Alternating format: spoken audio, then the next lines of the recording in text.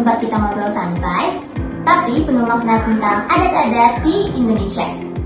Di episode kali ini, kita bakal bahas salah satu warna-warni adat yang bikin Nusantara begitu unik, yaitu perbedaan sistem kekerabatan matrilineal dan patrilineal.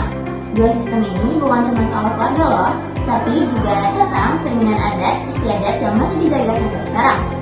Kenalan dulu kali ya sebelum kita lanjut ke topik selanjutnya. Halo semuanya, perkenalkan aku Dea. Aku di sini sebagai host. Nah, aku sekarang gak sendirian nih. Aku ditemani sama 4 narasumber yang keren.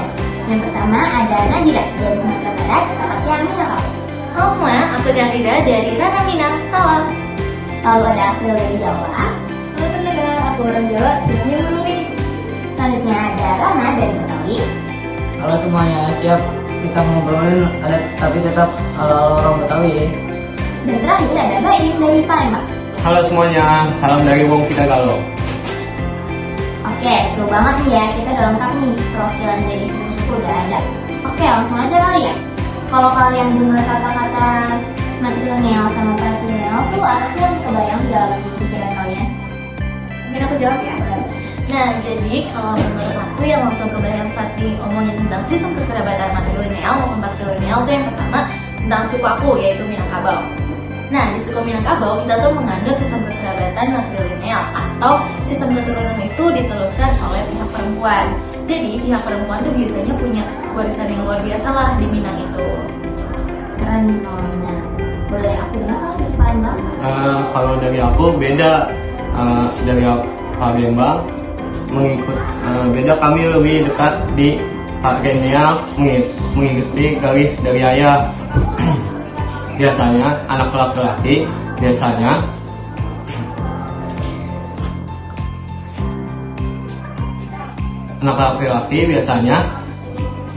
menerusin nama keluarga, sedangkan anak perempuan mengikuti suaminya setelah nikah. Boleh aku dengar dari April? Nah, yang menarik, kedua sistem ini bukan cuma soal warisan, tapi juga mengatur sosial dalam masyarakat. Oke, yang terakhir berdrama. Apa sih yang kamu pikirin pas kamu dengar kata-kata matrilineal sama patrilineal? Itu yang bikin tiap suku punya cara sendiri menjaga adat istiadatnya. Oke, nah biar makin kebayang, coba deh aku boleh minta ke kalian gak sih masing-masing buat cerita adat asalnya. Nadira dulu deh. Oke, jadi di Minang itu kita punya adat istiadat yang berkaitan dengan sistem matrilineal, di mana garis keturunan itu langsung jatuh ke ibu. Jadi lewat situ perempuan tuh bisa langsung dapat warisan sesuai adatnya masing-masing, bisa dapat rumah gadang ataupun bisa aja tanah pusaka di kampungnya. Nah, di Minang juga untuk peran laki-laki juga tetap ada nih di keluarga. Misalnya mereka jadi mama atau paman yang membimbing keponakan perempuannya nanti untuk penerusannya. Serta ada juga adat malam bainai. Di malam itu sebelum hari pernikahan si perempuan bakal didoain oleh keluarga perempuannya biar penerusan keturunan ini tuh jadi lancar. Mungkin itu aja sih. Keren banget sih kalau dari Minang. Aku mau dengar dari Jawa ya. Kalau di Jawa adatnya lebih ke patrilineal, tapi yang kuat justru adat sosialnya. Misalnya ada mitoni, upacara 7 bulanan kehamilannya buat mendoakan calon ibu dan anak. Ada juga selamatan, yaitu doa bersama untuk berbagai momen penting. Filosofi hidup orang Jawa tercermin dalam wayang, gamelan, dan tata krama sehari-hari.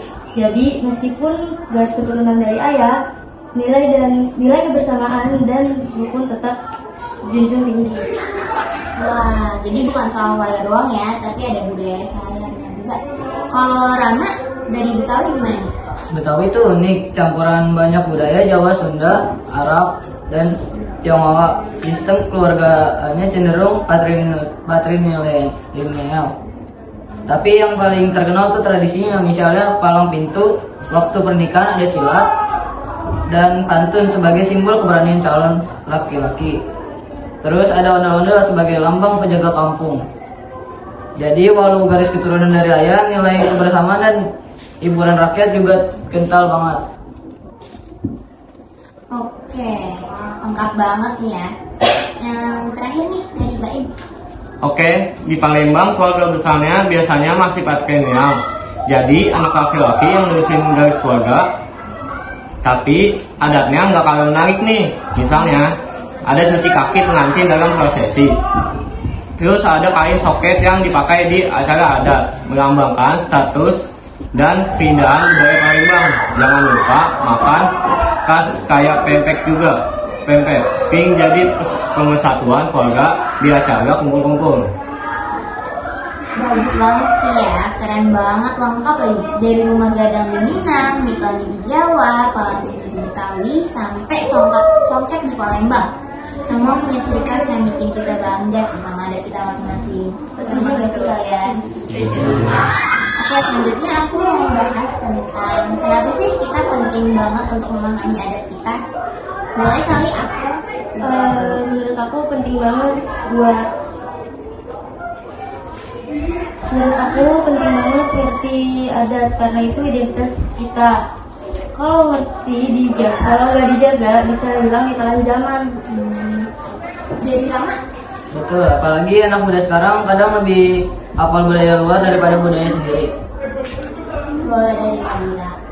Kalau menurut aku ya, padahal adat itu tuh bisa bikin kita jadi lebih ngerti kalau siapa sih kita dan gimana sih asal kita, sama kita juga bisa lebih mendalami adat kita lebih lanjut nih ke depannya.